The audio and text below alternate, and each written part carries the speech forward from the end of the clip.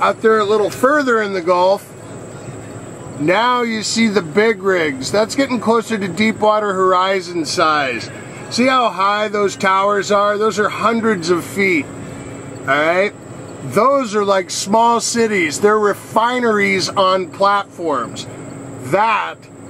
Those are the big boys.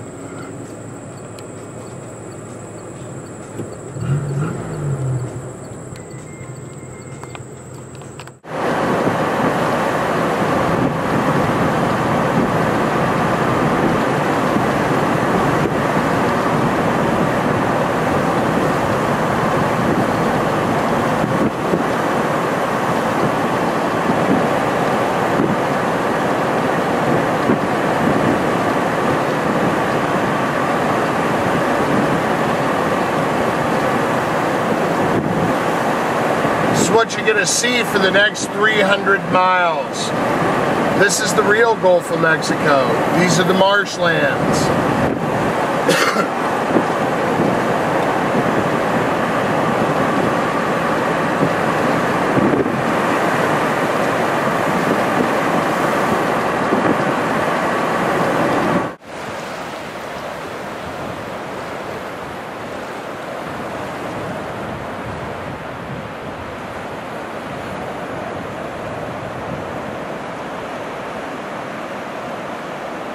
We are about 20 miles into Louisiana, and finally we're past the intercoastal breakwater and we're looking at the actual Gulf of Mexico. The thing I'd like you to notice is out on the horizon line. The further you look out there, you'll see these shapes.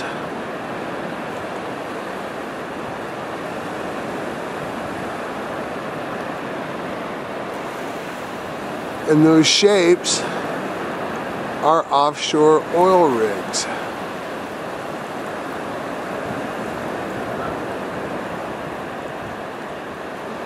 They're on the horizon everywhere.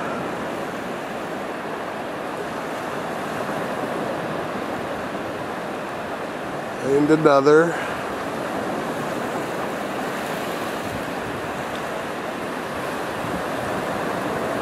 And more.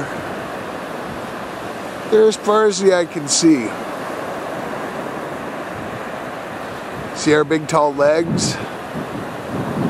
And there's more and more and more and more of them.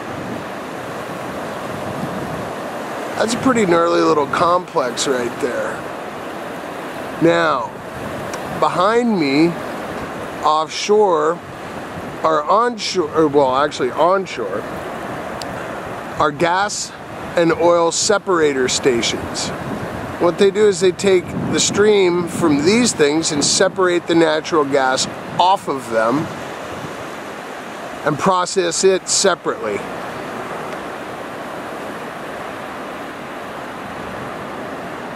The natural gas effervesces in the oil like soda pop. And these stations onshore separate that off and produce the product that goes to the refineries. Probably the Port Arthur refinery you saw just down the way. But this is my first glimpse of the Gulf, and so far I have not seen tar balls or any significant beach damage.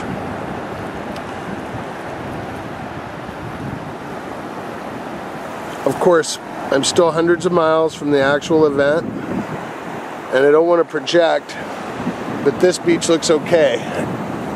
I still haven't seen shrimpers out yet. I'm going to apologize for this shot because I'm driving and shooting at the same time. But that's a natural gas separating station. It separates oil from the natural gas, and then the natural gas proceeds to this station where it's cleaned and compressed. That's what goes up the pipelines. That's what fuels your heater in Nebraska in the wintertime. That right there.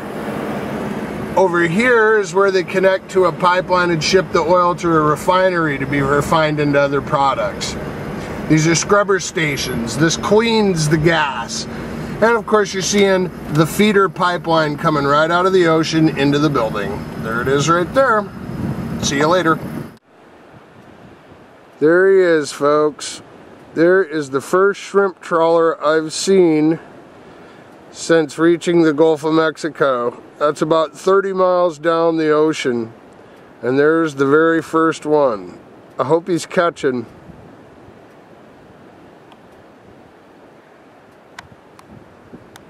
If we go out wide here,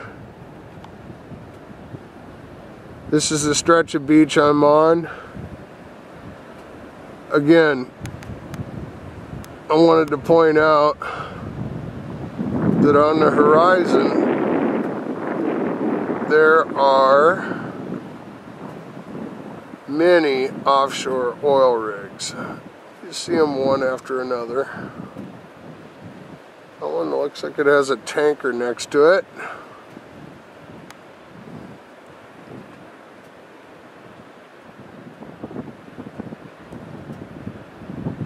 But these two industries coexist with each other in this area. There's just no getting around it. Oil and water mixing, I guess. And there he is, one lonely Bubba Gump.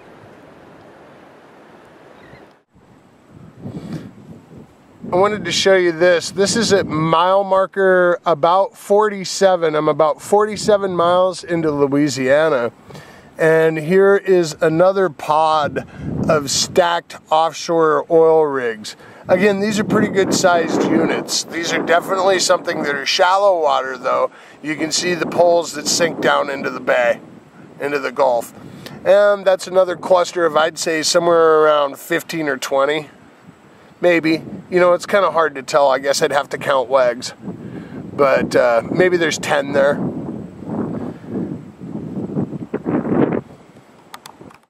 Alright, this is exactly 180 degrees from that last shot. And what I wanted to point out is this is a good panoramic view of what the Gulf looks like in this area.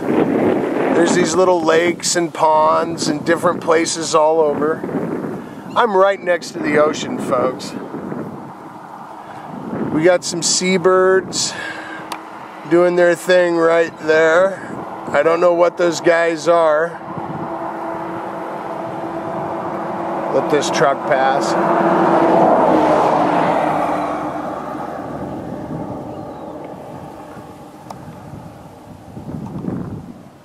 But those guys are just sitting there for us to look at. There's life just teeming around us. There's these little ponds and estuaries and places. It's just really a stunning topography here.